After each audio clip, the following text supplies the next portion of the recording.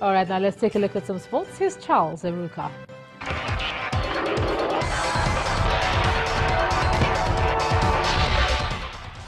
Welcome to Sports News. Nigeria's Super Eagles will depart for Monrovia tomorrow to play the Lone Stars of Liberia in an international friendly. Home-based professionals Mfon Udo, Adele Olamilekon, Ebube Duru, and Sunday Ditunji will be joined by 14 of the players called up for the African Nations qualifier against Seychelles. The match will be played at the 35,000 capacity Samuel Kanyondo Sports Complex.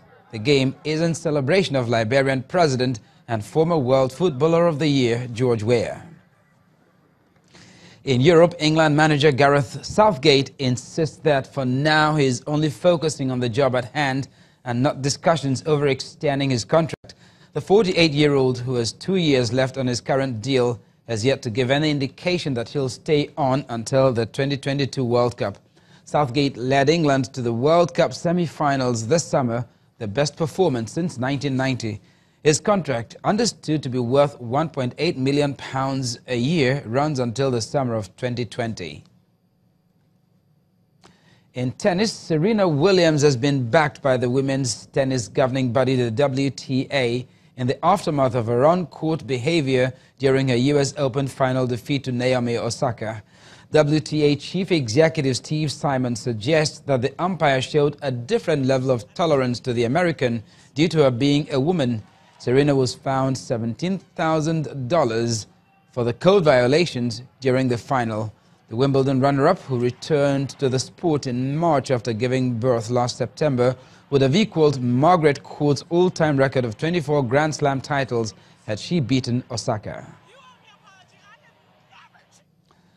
And in golf, American Keegan Bradley has won the BMW Championship in a playoff with Justin Rose. Bradley parred the first extra hole to edge Rose after the pair had finished regulation at 20 under par 260 at waterlogged Aronimink. The Englishman missed a 4-foot putt that would have extended the playoff. The final round was played on Monday after persistent rain left the course unplayable on Sunday.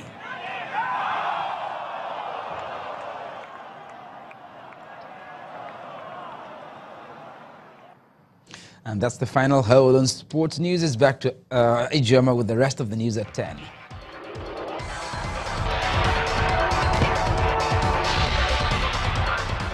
Thanks a lot, Charles. Now, the World Meteorological Organization says there's a 70% chance that El Nino weather of 2015 and 2016 could recur before the end of this year.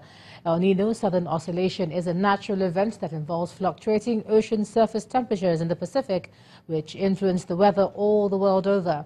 While the 2015-2016 El Nino was one of the strongest ever recorded, making 2016 the warmest year, the event led to drought in Africa that saw food production plummet in many countries across the continent. Scientists say this year started with the opposite of El Nino, known as La Nina phase, which has now faded, leaving a 70% chance of another El Nino developing by the end of this year. The forecast says above normal surface temperatures are forecast in nearly all of the Asia-Pacific region, North America, Africa, and much of coastal South America.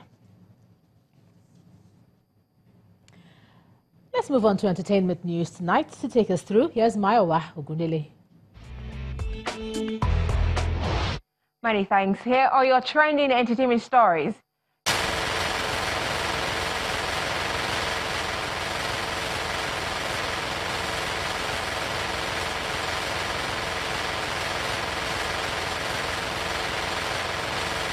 Alongside Nkem Owo, Peter Doche and singer Onyeka Onwenu is delivered largely in Igbo language and subtitled in English. The film has also been acquired by global video-on-demand content aggregator Netflix.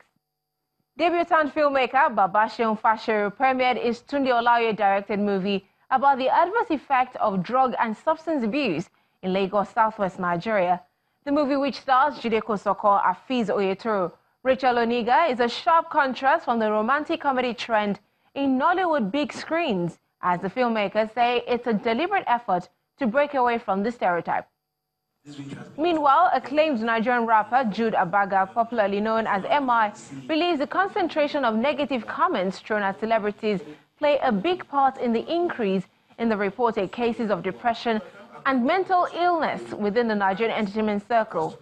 The rapper, who was reacting to revelations by some top showbiz individuals, including Harry Song, Sam Clef, and Eva Lodia, on how they slipped into depression, calls for creativity to be encouraged rather than abused.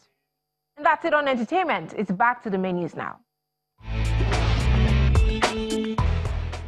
Thanks a lot, Mayowa. And the main news again. An explosion at a gas plant in Lafia, the Nasarawa state capital, today killed more than 10 persons, while several survivors have been treated for burns. President Muhammadu Buhari condoled with victims of the blast and solicited the best medical treatment for the survivors.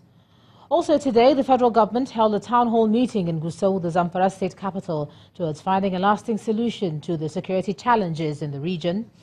And the World Meteorological Organization today warned that there's a 70% chance of a recurrence of El Nino, which affected weather patterns around the world between 2015 and 2016 before the end of the year. That's the news at 10 tonight. Thanks so much for staying with us. I'm Ijoma Unyato. You have a great night.